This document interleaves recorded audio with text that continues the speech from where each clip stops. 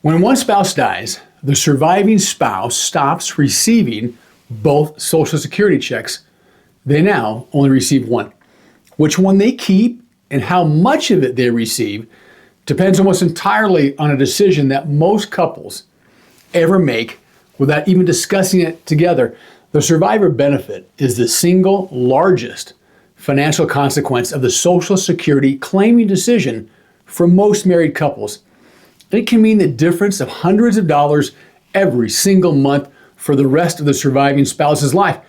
Today, I'm going to show you exactly how that works, what determines the size of the check, and the one conversation every married couple needs to have before either of them files. In the last video, we identified the survivor benefit as one of two critical flaws in the standard break-even calculation. Today, we're going to go all the way in. The mechanics, the age rules, the strategy, and the conversation most couples never have in the first place. The moment one spouse dies, Social Security changes immediately and permanently. The surviving spouse no longer receives two checks, they receive one. The question that determines the financial outcome for the rest of their life is which one and how much. So here's the rule. The surviving spouse is entitled to receive the higher of two amounts, their own retirement benefit or a portion of the deceased spouse's benefit. But here's what most people don't understand. The percentage they receive depends on their age when they claim the survivor benefit. If the surviving spouse waits until their full retirement age, 66 or 67, depending upon your birth date, they receive 100% of what the deceased spouse was receiving at the time of death.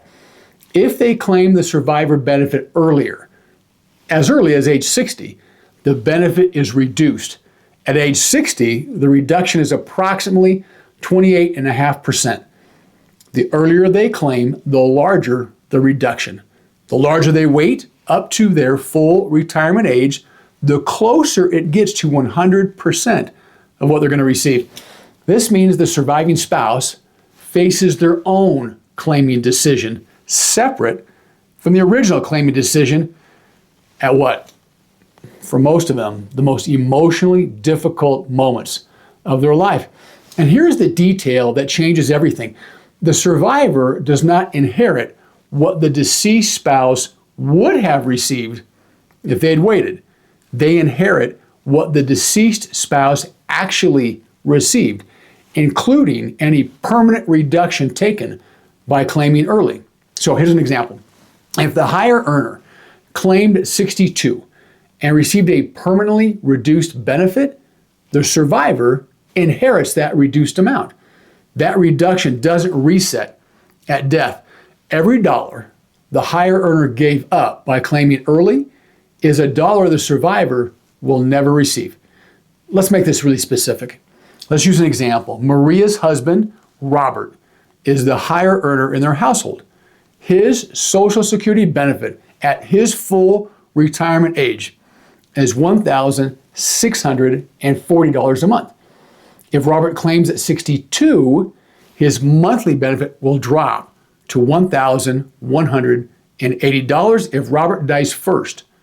Maria's maximum survivor benefit, if she waits until her full retirement age, is $1,180.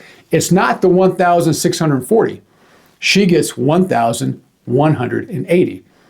That $460 monthly gap, it stays with Maria for the rest of her life every single month for potentially 20 or 30 years. So Robert's not just making a decision about his own retirement, he is setting the income floor for Maria's widowhood. Three factors determine the survivor benefit your household will receive. Factor one, the higher earner's age when they claimed. This is the dominant factor. Every year, the higher earner waits to claim, the monthly benefit grows, and the survivor benefit grows along with it. So claiming at 70 instead of 62 can increase the maximum survivor benefit by 30 to 40% permanently.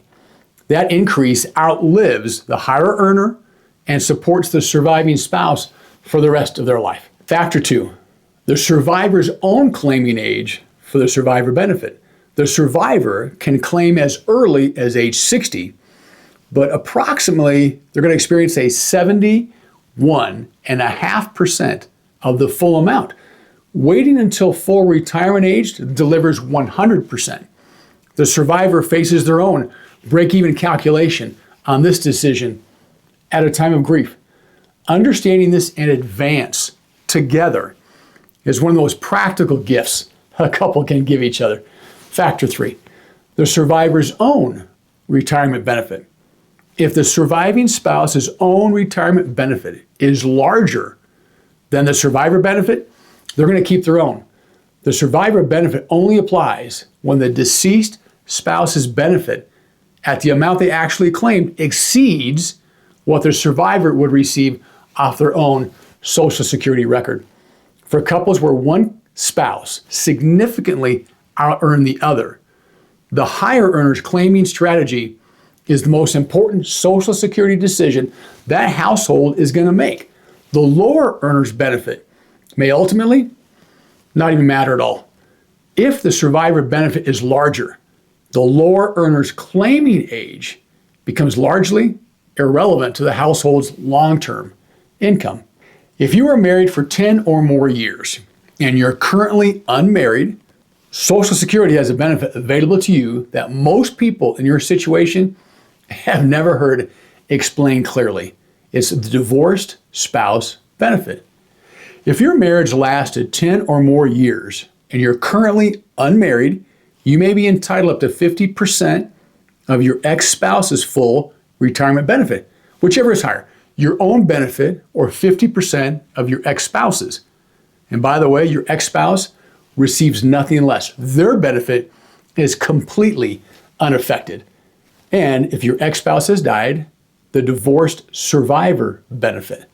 If the marriage lasted 10 or more years, you were at least 60 years old and you're currently unmarried, or you remarried after age 60, you may be entitled up to 100% of your deceased ex-spouse's benefit at your full retirement age. The same as a current spouse. If you were married for 10 or more years to someone whose lifetime earnings were significantly higher than yours, look, go over to ssa.gov and check what you may already be entitled to. This is one of the most commonly missed benefits in the entire Social Security system, and claiming it. It doesn't take a single dollar from your ex-spouse. Everything we have covered today comes down to a single conversation that most couples never have it explicitly. It's not because they don't love each other. It's because nobody told them what questions to ask. Here are the 5 questions every couple needs to answer together before either spouse files. Question 1, who is the higher earner? This determines whose claiming strategy takes priority for the survivor benefit. If one spouse significantly out-earned the other, the higher earner's decision is that household's most important Social Security decision. Question 2, what is each spouse's realistic health picture? A spouse with a serious health condition may benefit from claiming earlier. The healthy spouse, especially if they are the higher earner, is the one whose waiting strategy most protects the household. Question 3, can the household bridge the income gap if that higher earner waits? Waiting until 70, it's going to require drawing on savings or living on the lower earner's benefit alone by itself for several years. The household needs to determine if that is financially possible before making that decision. Question 4, what does the survivor's income look like if the higher earner dies first? Run this scenario explicitly. Take the higher earner's planned claiming age and ask, if my spouse dies the day after we retire, what is my monthly income? That number should inform this decision more than almost anything else. Question 5, what does the survivor's income look like if the lower earner dies first? You've got to model both scenarios. The financially optimal strategy is often different depending on which spouse dies first. A coordinated strategy considers both outcomes and protects the household across both. Most financial advisors run one scenario, the one where both of you live to 80-something and everything goes according to plan. The survivor benefit conversation. That requires modeling scenarios in ways that really nobody wants to think about. But the couples who do that work are the ones who are financially protected no matter what happens. Let me show you what this looks like in practice. Let's have a couple, I'll call them James and Carol. James is 63, Carol is 61. James earned significantly more over his career. Carol's benefit at her full retirement age is $800 a month. James's benefit, if he waits until 70, is $2,400 a month. Scenario 1, James claims at 62. His monthly benefit drops significantly from what he would have received at 70. When James dies, Carol's maximum survivor benefit, if she waits until her full retirement age, is whatever James was actually receiving, a permanently reduced amount for the rest of Carol's life. Scenario 2, James waits until 70. Carol claims her own benefit at her full retirement age, providing household income while James waits. James's benefit at 70 is $2,400 a month. When James dies, Carol's maximum survivor benefit at her full retirement age is $2,400 a month for the rest of her life. The difference in Carol's monthly income as a widow, that's not a rounding error. It's the difference between financial security and financial vulnerability in the year she's most likely to be alone. James waiting until 70 is not just an investment decision. It's a decision about how Carol lives after he is gone. That framing, that changes that conversation entirely. Look, I want to be honest with you about this strategy. Carol claiming her own benefit while James waits, that's the bridge that makes this work. Her benefit funds the household during the years James is deferring his benefit. What does that mean? It requires a household to have enough income to sustain itself during that period. It by no means is the right answer for everyone. But for households that can bridge that gap, savings, pension, or the lower earner's benefit, it's one of the most powerful retirement income decisions available. The couples who get this right are not always the ones with the most money.